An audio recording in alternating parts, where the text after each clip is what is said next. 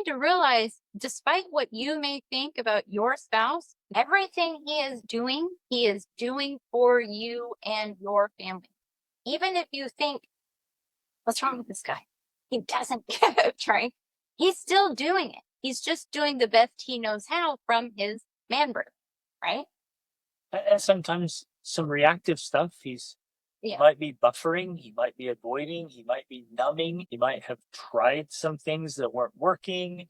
There might be some dynamics that are off, and he doesn't maybe have the tools to deal with it, or he feels the resentment or the frustration. And so instead of leaning into it like you should do, he kind of just pulls back. He feels hopeless. He feels. Yeah, exactly. All the frustrations. And so that just comes with strategy too. This is stuff I get to do every day with good men. It's like, hey, let's adjust this, let's fix this, let's go, let's level up, and they level up. Amazing. They make big changes, right? But it has to be done in the right way. Very often, I'll throw this in here. Women and wives can nudge and refine and encourage, but men need men to call them out. I can speak so bluntly and directly to men. I can call them out to their face, and they feel the pain. They're like, thank you. Right? If a wife does it, oh, pull the dagger out of my back or my heart, right?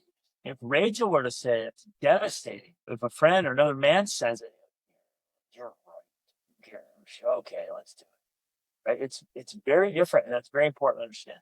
Men need men. Okay, so I just wanted to get that framework into place because I feel like it's critical for us to understand as women, because unless we understand that, we don't fully realize the power of our words, the power of our actions, the power of our beliefs in our husband or lack of them. And so we have to get so good at sharing what we want, because I already said we have to do that. They don't know what we want. They don't know that we want things done a certain way or at a certain time or in a certain place or whatever. We have to tell them, but we have to do it so well that we don't tear them down in the process of telling them, right? So we have to understand both sides of this coin. And I would add that you need to articulate why.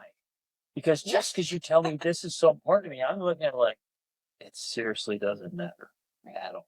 And I'll try to persuade you that it doesn't matter. Right. Because it doesn't matter to me. I see that. You're like, this is so important to me. I'm like, do a little therapy here. Helping you understand that doesn't matter. You've got to be able to articulate and say, no, it really does matter. So why? I'm like, okay. And there's been many things I'm like, oh, that doesn't matter in the least. But I started to switch because you were able to articulate. I'm like, oh, well, if it's important to Rachel, then it's important to me. And I'll just lean into it. Like, it doesn't matter to me at all. But because it's important to her, now it's important to me. Especially if I've explained to you why it's important. Otherwise, I'm going to persuade you to not care. Because and that's fine.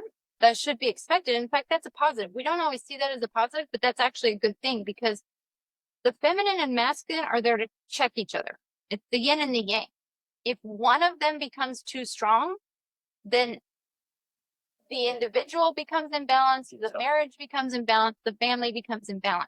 The masculine and feminine have to be checked.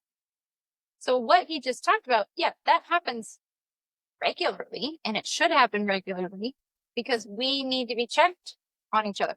Sometimes that's exactly what I need. Because I'll be like, this is so important, we have to do this. And he'll be like, no, it's not. Look, it's irrelevant. And then I'm like, you're right. It is irrelevant. Why have I been stressing about it? And then I can get back in balance of saying, okay, we're good. Everything's fine. Yeah, you're not always right. Even though you've, right. And women especially feel it, like your whole being. You're like, no, this is the way it is. And every once in a while, your husband is like, hey, woman, feelings are not facts. I was about to say, Greg has often said to me, feelings are not facts. Just because you feel it doesn't mean it's true. So I can cut, and we're going to get into that because we talked about the feelings, like feeling heard.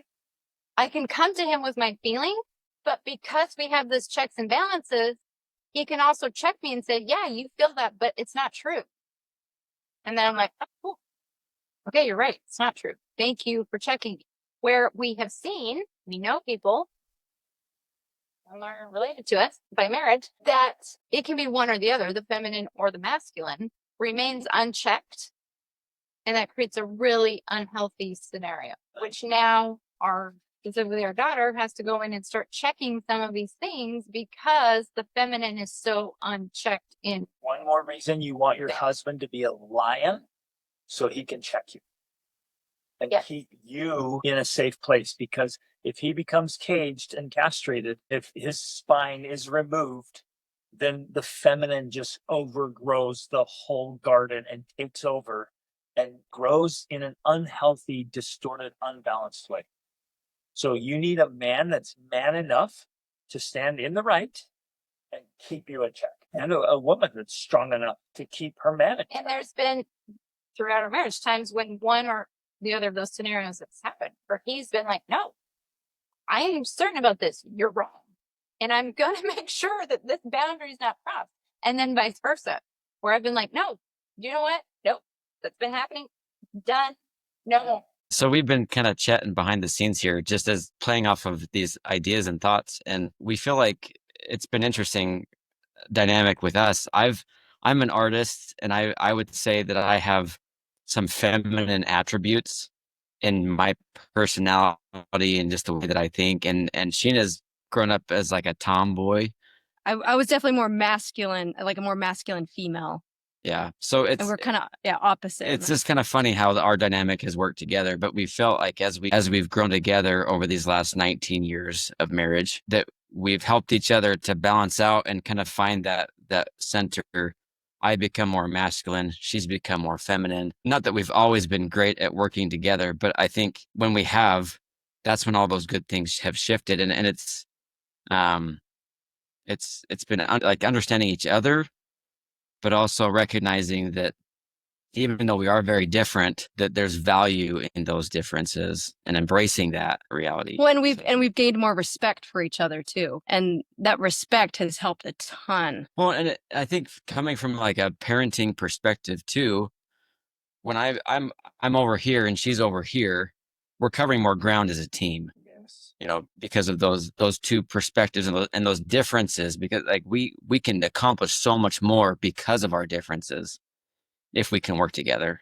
Yes. I just keep thinking it's complementary. Yeah. You guys complement each other. Yeah. The differences are good. Yeah. It's so powerful. And I think definitely in parenting, I mean, that is why it is the way it is. That's why we have the masculine and the feminine in parenting, because it covers more ground and it creates more balance. It's just, I see so many symbols in so many things, like even the right and left brain and the yin and the yang and the male and the female. Like that's how humans are meant to operate. And so we need that complementation. Is that a word? We need that. But I also love that you brought that up, because I feel that it's very valuable, because obviously there's going to be some differentiation. Not every female is totally by the book and every male totally like there's a lot of variation. I also felt like, especially when we got married, that I was more masculine. I was kind of a tomboy in school. I never had girlfriends. I always had guy friends. Like I just always hung out with guys. I didn't hang out with girls.